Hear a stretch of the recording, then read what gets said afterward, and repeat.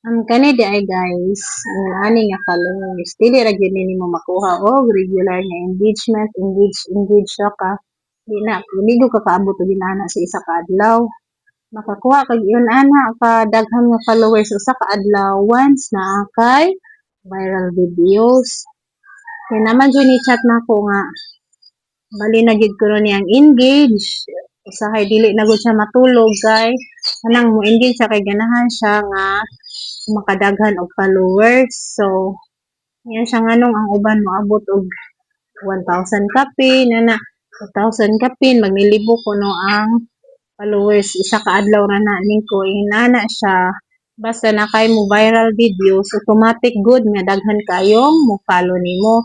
Usa pod, usa gyud na makatabang basta na kay mga viral videos. Usa gyud na makatabang nga mo taas imong followers. Muna, kung sige kang daghang viral videos, sige nga 1 million na, daghan jud kayo mo follow nimo.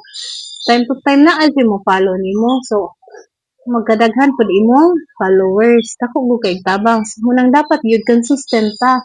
Kay, nara jud din nga ma-distribute ni Facebook to wider audience ang atong mga videos. Basta consistent ra yun tang mag-post. So, basig matingala mo ba, kaya nung kunong dako kuno kayo followers ang uban.